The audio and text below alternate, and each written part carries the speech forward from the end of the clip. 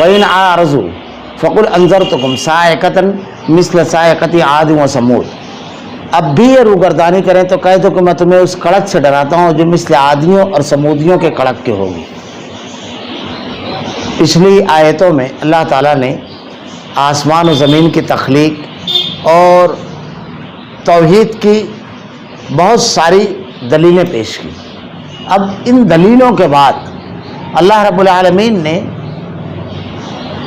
قریش کے لوگوں کے سامنے جو چیز تھی اس کو پیش کیا، یعنی قریش کے جو لوگ تھے ان علاقے اور ان بستیوں سے گزرتے تھے جو قوم عاد اور قوم سمود کی بستیاں تھیں، کیونکہ ان کے جو تجارتی سفر تھے تو ان کے قافلے اس سے گزرتے تھے، اور ان لوگوں کے واقعات ان لوگوں کے درمیان بہت مشہور اور معروف تھے، یعنی ایسا نہیں تھا کہ ان واقعات کو یہ لوگ نہیں جانتے ہیں۔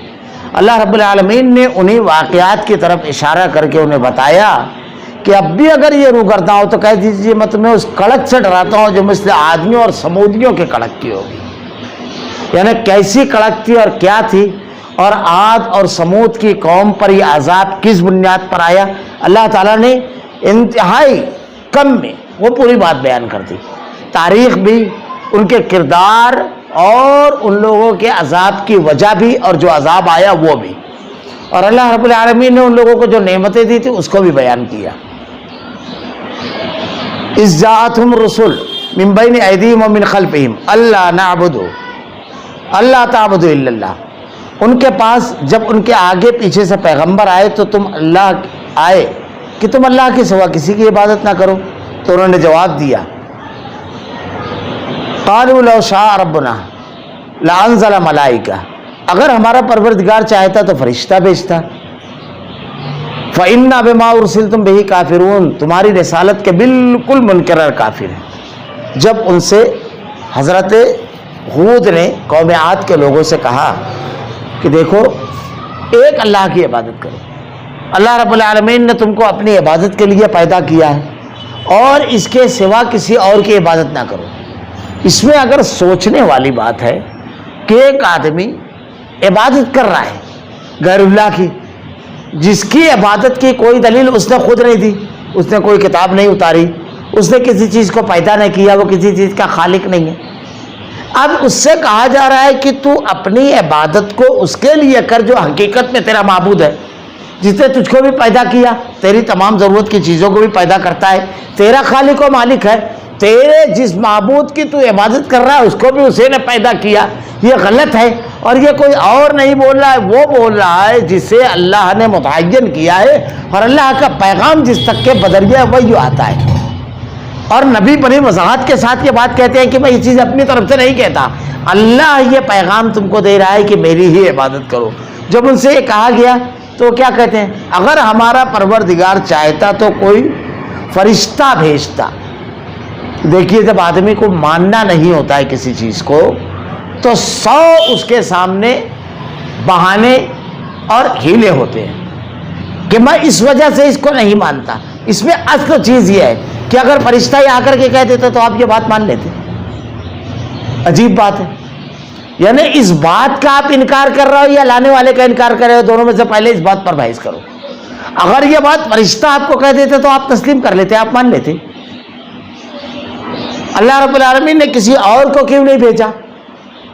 یہ اس قسم کی باتیں جو لوگ کہتے ہیں اصل میں ان کو نہیں ماننا ہوتا ہے، ورنہ اللہ رب العالمین تو اس پر قدرت رکھتا ہے۔ لیکن جب فرشتوں کو بھیجتا تو آپ کیا کہتے؟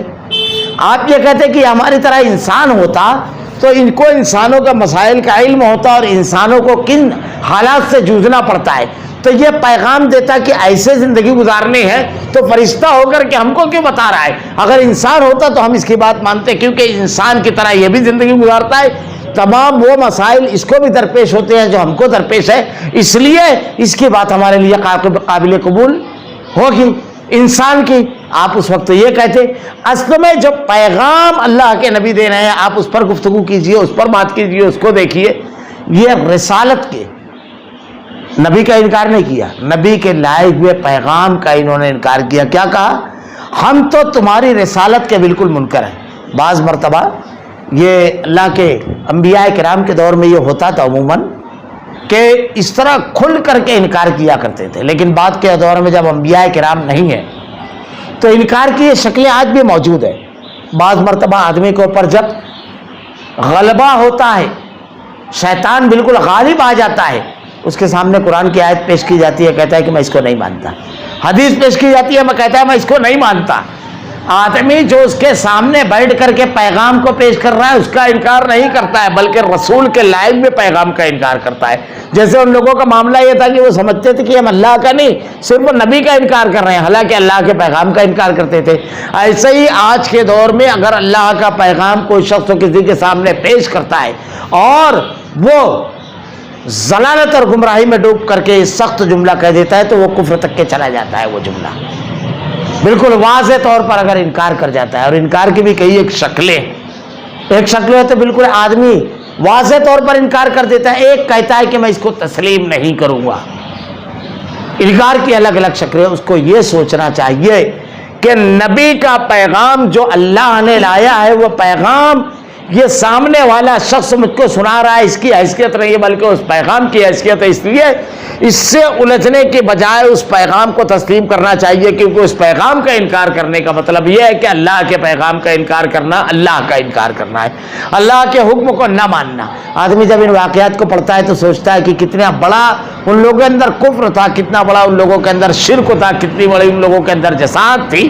لیکن موجودہ حالات میں اگر جائزہ لے تو بہت سارے لوگ ایسی جسارت کرتے ہیں, اور آدمی کو خود بھی کبھی اس کا ذاتی مفاد آتا ہے, کبھی اس کے سماج اور رسم و رواج آتے ہیں, کبھی کوئی اور چیز آتی ہے, تو ہمیشہ اپنے آپ کو بچانا چاہیے اور اللہ سے دعا مانگنا چاہیے کہ رب العالمین اس قسم کی سرکشی والا کوئی جملہ یا سرکشی والے کسی عمل سے ہماری حفاظت فرما. یہ بڑی اہم چیز ہے. فَأَمَّا عَادٌ فَاسْتَكْبَرُوا فِي الْأَرْضِ بِغَيْرِ الْحَقِّ وَقَالُوا مَنْ أَشَدَّ مِنَ قُوَّةٍ. اب عاد تو بلا وجہ زمین میں, اب عاد نے تو بلا وجہ زمین میں سرکشی شروع کر دی. جب نہیں مانتے ہیں تو بحث یہیں پر ختم نہیں ہوتی ہے. یہ دیکھیے حق اور باطل کی جو تاریخ اللہ رب العالمین نے بیان کی ہے, جو واقعات بیان کی ہے, اس لیے کہ آگے بھی یہی سب ہونے والا ہے. ایک قوم, ایک فرد, ایک جماعت, ایک گروہ کے سامنے جب حق پیش کیا جاتا ہے تو حق کا انکار کرنے کے بعد وہ خاموش نہیں ہوتے ہیں. اب کیا کرتے ہیں؟ اب عاد نے بلا وجہ زمین میں سرکشی شروع کر دی. اب وہ مخالفت کرتے ہیں, لڑتے ہیں, تکلیف دیتے ہیں, اذیت دیتے ہیں, اور وہ کام زیادہ قوت کے ساتھ کرتے ہیں جو اللہ کو ناراض کر دینے والا. زیادہ قوت کے ساتھ اس کا مظاہرہ کرتے ہیں, اس کام کا زیادہ اس میں, یعنی کہنا چاہیے زیادہ اس میں شور و گوگا کرنا, زیادہ اس کا مظاہرہ کرنا, زیادہ اس کو توانائی اور مال کے ساتھ خرچ کر کے اس کو زیادہ سے زیادہ کرنا. یہ ان لوگوں کا وتیرہ ہوتا ہے. یعنی شیطان ان کے کفر میں اور ان کے گناہ کے کاموں میں ان کو بڑھاتا چلا جاتا ہے. اللہ رب العالمین نے کہا اب عاد نے بلا وجہ زمین میں سرکشی شروع کر دی, اور پھر اس کے بعد کیا کہنے لگے؟ ہم زور آور, کہنے لگے کہ ہم سے زور آور کون ہے. اللہ رب العالمین نے قوم عاد کو زمین پر سب سے زیادہ طاقتور قوم بنایا تھا. یعنی تاریخی روایتیں وغیرہ جو ان کے بارے میں ملتی ہے کہ کوئی قوم ان کے مقابل ٹک نہیں سکتی تھی, کھڑے ہو نہیں سکتی تھی, بڑے ہی بلند قد و قامت کے اور بہت زیادہ طاقتور. یعنی کسی بھی قوم کو خاطر میں نہیں لاتے تھے اور کوئی قوم ان کا مقابلہ بھی نہیں کر پاتی. اتنی اللہ رب العالمین نے ان کو طاقت دی تھی. پہاڑوں کو توڑ کر اس کے اندر وہ اپنے مکانات کو بناتے. طاقت اور ان کو گھمنڈ ہو گیا تھا. اللہ کی دی ہوئی کسی نعمت کا گھمنڈ کرنے کے بجائے آدمی کو شکر ادا کرنا چاہیے. تو ان لوگوں نے کیا کہا کہ ہم سے زیادہ زور آور کون ہے؟ کیا انہیں یہ نظر نہیں آیا جس سے انہیں پیدا کیا وہ ان سے بہت زیادہ زور آور ہے؟ جواب دیکھیے, اللہ سب سے زیادہ قوت والا ہے, تم کو پیدا کیا, تم کو مارتا بھی ہے, اس سے زیادہ زور آور کوئی ہے؟ یہاں پر ذرا سا رک کر کے غور کرے آدمی کہ کبھی آدمی کا کوئی گروہ بڑا ہو جاتا ہے تو کہتا ہے اتنے لوگ حق پر نہیں ہے کیا؟ اپنے کو یہ طاقتور تھے تو اپنے آپ کو صحیح سمجھ رہے تھے کہ ہم کو کچھ نہیں ہوگا. یہ گروہ میں زیادہ رہتے ہیں تو اپنے آپ کو صحیح سمجھتے ہیں. اللہ رب العالمین کہہ رہا ہے کہ اللہ سے زیادہ زور آور ہے. ان کی دلیلیں اللہ کی نازل کردہ دلیلوں سے زیادہ مضبوط ہے, ان کی باتیں اللہ کی باتوں سے زیادہ مضبوط ہے. ان کے بتائے ہوئے بڑوں کے اقوال اللہ رب العالمین کی نازل کردہ ہدایت سے زیادہ بڑے ہوئے ہیں؟ موازنہ کرنے کا صحیح طریقہ اہل حق کا کیا ہوتا ہے اور اہل باطل کا، اس میں یہ مزاج بنایا گیا ہے۔ جیسے ہمارے ہاں کبھی کبھی کسی کے سامنے قرآن کی آیت پیش کرو، حدیث پیش کرو، تو آدمی کیسے کہتا ہے، عجیب جملہ۔ ہم لوگ ایک مرتبہ ایک سفر میں تھے، تو وہاں پر ایک جگہ کچھ لوگوں سے گفتگو ہوئی، تو ان لوگوں کے سامنے جب بات ہوئی تو ان لوگوں کے سامنے پیش کیا گیا کہ دیکھو قرآن کے اندر اللہ تعالیٰ کہتا ہے ان اللہ عنده علم الساعة وينزل الغيث ويعلم ما في الارحام وما تدري نفس ماذا تكسب غدا وما تدري نفس بأي ارض تموت۔ کوئی نہیں جانتا کس حالت میں کس وقت اس کو موت آئے گی۔ اور یہاں کتاب میں لکھا ہوا ہے کہ ایک آدمی نے آ کر کے کہا کہ کل میں مر جاؤں گا، اور دوسرے دن آیا اور لیٹا اور مر گیا۔ تو یہ تو بالکل قرآن کے خلاف ہے۔ اللہ تعالیٰ تو کہتا ہے 5 چیزوں کا علم، یہ غیب کی کنجیاں اللہ کے سوا کسی کو نہیں ہے، اور آپ یہ بتا رہے ہیں کسی کو نہیں ہے اس کا علم، اور یہ آدمی کہہ رہا ہے کہ میں کل مر جاؤں گا اور دوسرے روز آ کر کے مر گیا۔ تو یہ واقعہ سچا کیسے ہو سکتا ہے؟ تو اب دیکھیے قرآن کی آیت آنے کے بعد جب ایمان میں کمزوری ہوتی ہے تو آدمی کیسے جملے، ہو سکتا ہے کہ بزرگوں کو معلوم پڑ جاتا ہوگا۔ اللہ تعالیٰ نے یہاں پر ارشاد فرمایا کوئی نہیں جانتا، تو یہ چیز دیکھنا چاہیے کہ ان کی بزرگی نہیں، اللہ کے کلام کی عظمت۔ یہی چیز قوم عاد میں ہوئی، ان کو اپنی طاقت کا بڑا گرہ اور بڑا گھمنڈ تھا۔ اللہ رب العالمین نے کہا کہ تم سے زیادہ طاقتور میں ہوں۔ آدمی کو اپنی دلیلوں کا بڑا گرہ ہوتا ہے، اپنے گروپ، اپنی جماعت، اپنے گروہ، اپنے مسلک کا بڑا گرہ ہوتا ہے۔ سب سے زیادہ بڑی چیز ہے اللہ کے نازل کردہ دلیل، اللہ کے نازل کردہ احکامات، اور اللہ کی جماعت حزب اللہ سب سے بڑی طاقت ہے، سب سے بڑی۔ آدمی کو یہ سوچنا چاہیے۔ وہ آخر تک ہماری آیتوں کا انکار ہی کرتے رہے۔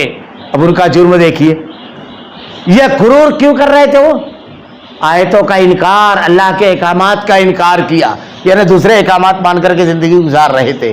یہ اتنا سنگین جرم ہے، اس کی بنیاد پر اللہ تعالیٰ نے عذاب نازل کیا، اور کیسا عذاب آیا؟ فَأَرْسَلْنَا عَلَيْهِمْ رِيحًا صَرْصَرًا فِي أَيَّامٍ نَحِسَاتٍ لِنُذِيقَهُمْ عَذَابَ الْخِزْيِ فِي الْحَيَاةِ الدُّنْيَا وَلَعَذَابُ الْآخِرَةِ آخرت اغزا وهم لا ينصرون۔ بالآخر ہم نے ان پر تیز تند آندھی منحوس دنوں میں بھیج دی، انہوں نے دنیاوی زندگی میں ذلت کے عذاب کا مزہ چکھا دی۔ یقین مانو آخرت کا عذاب اس سے بہت زیادہ رسوائی والا ہے، اور وہ مدد نہیں کیے جائیں گے۔ ان کو اپنی طاقت کا بڑا گھمنڈ تھا، بڑا گرہ تھا۔ جب اللہ رب العالمین نے ان لوگوں کے یہاں آندھی بھیجی تو تنکوں کی طرح یہ فضاؤں میں اڑ رہے تھے، تنکوں کی طرح، کوئی حیثیت نہیں رہی تھی، ان کو بڑا طاقت کا گھمنڈ تھا، بڑا زور اور بڑا گرہ تھا۔ اللہ رب العالمین نے جب عذاب بھیجا تو 7 دن تک کے یہ آندھی ان کے درمیان چلتی رہی، اور درختوں کے تنوں کی طرح یہ پڑے ہوئے تھے مرے، اور سر کے بل آندھی لے کر کے جاتی ان کو بلند آسمان پر، اور سر کے بل ان کو لا کر کے پٹکتی، اور بالکل کچھ زور نہیں۔ اور اللہ رب العالمین کی ہوا کی طاقت کے بارے میں آج بھی جب ہوائیں چلتی ہے تو یہ بلند بالا عمارتیں بکھر جاتی ہیں، درخت اور پول جو کھڑے ہوتے ہیں لوہے کے اس طرح مڑ جاتے ہیں کہ دیکھ کر کے آدمی حیرت زدہ ہو جاتا ہے۔ بڑی بڑی گاڑیاں ہوا میں تنکوں کی طرح اڑتی ہے، کیسا رہا ہوگا وہ؟ اللہ رب العالمین نے بتایا کہ ساری قوت اللہ نے اپنی صرف ایک مخلوق بھیجی، ساری حیثیت ان کو سمجھ میں آ جائے۔ اس لیے مخلوق کو چاہیے کہ خالق کو راضی رکھے، اس کی خلاف ورزی نہ کرے۔ اللہ رب العالمین نے کہا کہ دنیاوی زندگی میں ذلت کا عذاب چکھا دیں گے، اور آخرت کا عذاب اس سے بہت زیادہ رسوائی والا ہے، وہ مدد نہیں کیے جائیں گے۔ اب مرنے کے بعد جو عذاب ہوگا وہ ہمیشہ ہمیشہ کا ہوگا، اور بہت ذلت اور رسوائی والا ہوگا۔ اس عذاب سے پناہ مانگنے کے لیے آدمی اپنے اہل خانہ کو، اپنی بیوی بچوں کو پیش کرے گا۔ اس عذاب سے بچنے کے لیے اللہ رب العالمین نے قرآن میں بیان فرمایا کہ آدمی چاہے گا کہ سونا بھر کے وادی اگر اس کے پاس ہے تو پورا دے دے اور اس عذاب سے چھٹکارا پا جائے، لیکن اس عذاب سے چھٹکارا نہیں ملے گا۔ اس دن بچاؤ کی کوئی سبیل نہیں رہے گی۔ ایک اور شکل ہے کہ کسی کے وسیلے، کسی کے ذریعے اور کسی کی مدد سے وہ عذاب سے بچ جائے، یا کسی چیز کی مدد سے۔ اللہ رب العالمین نے واضح طور پر ارشاد فرمایا وَهُمْ لَا يُنصَرُونَ، وہ مدد نہیں کیے جائیں گے۔ نہ مخلوق کی مدد ہوگی، نہ مخلوقات میں سے کسی کی مدد ہوگی۔ किसी की भी, चाहे इंसान हो चाहे दीगर मखलूकात।